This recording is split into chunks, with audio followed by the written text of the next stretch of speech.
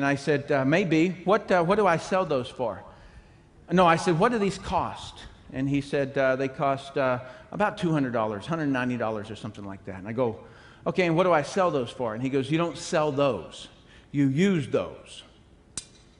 And I looked, and he handed them to me, and I looked at them, and I go, I don't have the body parts for this stuff, but what do you sell it for? And he says, well, you sell it for, it's around $350.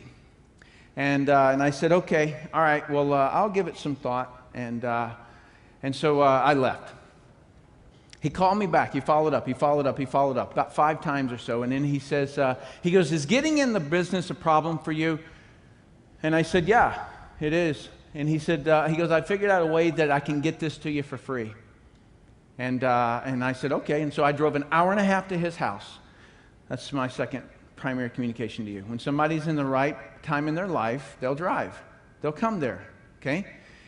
Rick followed up. That's the other thing you needed to pick up on. All right, so he sat down. I sit down with him, and he goes through this, and he says, do you understand network marketing? I said, I do. And he said, he goes, have you ever seen it before? I said, no, not the way you're saying it. My history was I was working with the Drug Enforcement Agency while I was in the EOD, Explosive Ordnance Disposal. So while I'm in the bomb squad, they come to me and they say, we've got a problem. The DEA comes to me and they say, we got a problem. All of the drug guys are putting drugs inside of refrigerators. And so our DEA guys go in there, boom, boom, boom, shooting everybody. They open the refrigerator looking for the drugs, and the drugs blow up. Okay, the bomb blows up inside the refrigerator. It blows the DEA guy up, and it blows the drugs up, and so they don't have any evidence anymore. And so they say, we need you to go in first. Really? Sounds like a heck of a job. Let me do this.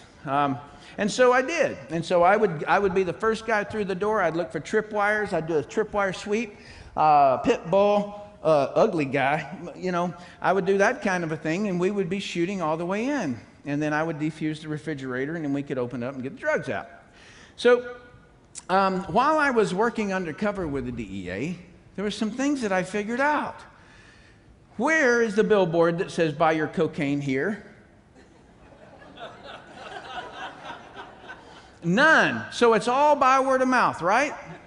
So if you were to add up the entire pharmaceutical industry, all the drugs in the world, legal drugs, and you were to add up all the oil in the world, it does not equal what the illegal drug industry does every year, and they never advertise. So when I heard of this by word of mouth, I'm like, makes sense to me. I thought Amway was a train. So Amway, Amtrak, I did not know the difference, so I was kind of in that ignorance, well, still am in some things, but kind of in that stage where I didn't really understand it.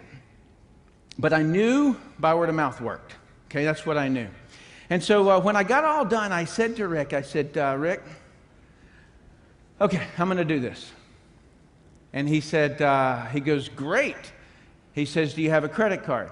And I said, I do. But before we do this, the one thing that I've always learned in all of my military experiences has been this, is that the opportunity sounds all great in the beginning, but there is such an ugly back end. And, you know, they always talk to us about how we're going to get into this zone, we're going to skydive in, and we're going to swim over here, and blah, blah. They never talk to us about how we're going to get out of there, right? And so I'm like, who does these ops? Who plans these things? And so from then on, I would always, when I would plan my op, I would plan, how do I get in and how do I get out? And so I said, Rick, I'll do this, but you're going to have to tell me something, man. I need to know everything. Everything. Now, you got to understand, I was sitting there talking to him about a skincare company. I'm sitting in his living room. I'm dressed like a tree. Okay?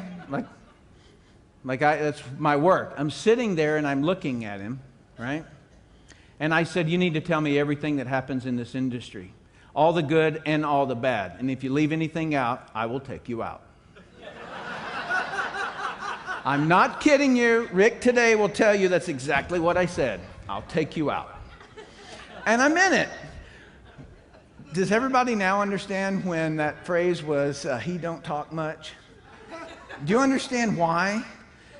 Because I just had a different attitude. People, life, meanings didn't have the same that it does today. And so that's what I said. He was obviously uncomfortable with what I just said. He babbled around a little bit, and he said, he began to talk. He began to say a couple of things. Here's what he said. He said, Tim, one of the problems you're going to have is rejection.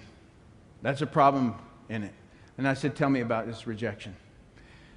And he said, well, Tim, what happens is that you're going to expose the business to somebody and they're going to tell you no.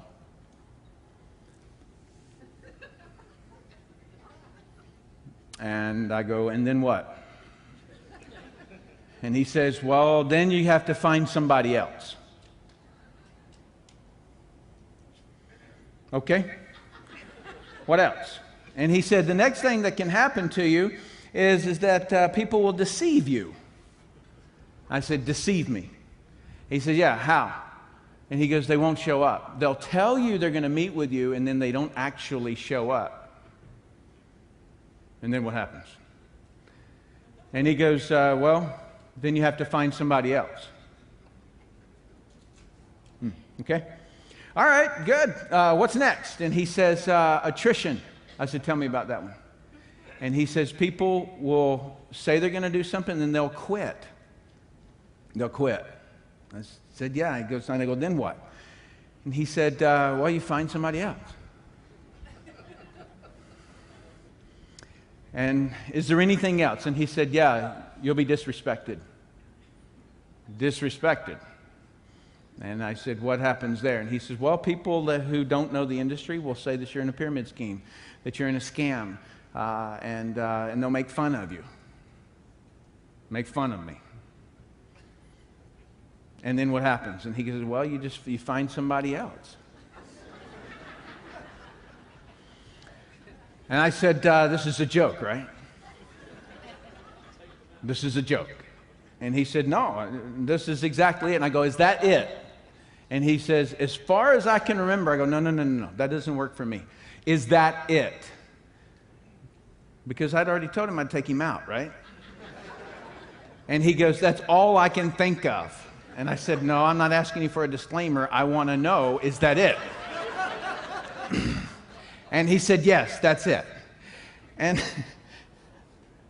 I was like, you mean to tell me this? Let me just get this straight. That people make more money in a month than I make in a year, easy. And in every single problem, the solution is always the same. Just go get somebody else. See, in my world, where I came from in the bomb squad, what I was doing at the time, rejection meant that the bomb blew up in my face. Right? Deception is when the enemy planted booby traps in my area. Okay? Attrition means the whole team got wiped out and I've got to figure out the rendezvous point on my own. And disrespect is when somebody is shooting at me.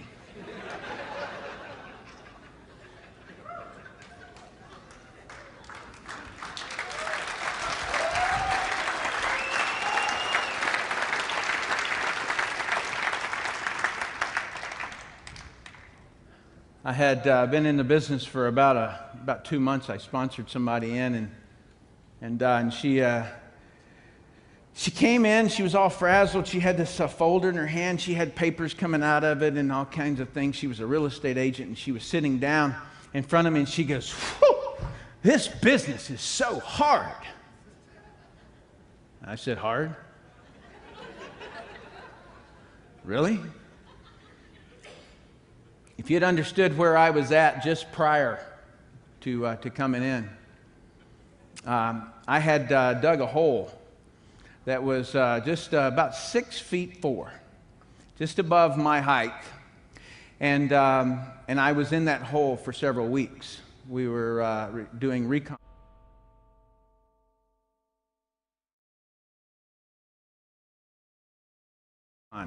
And we had a little periscope up there. So whatever I did in that hole, I lived in.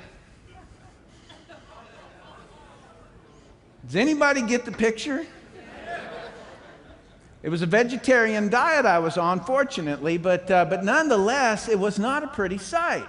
And so I find it pretty humiliating and horrifically laughable when someone can go through this industry and somehow come out on the other side of it and go these words, it's hard. It's hard? Really? Then that tells me you've had one plush life.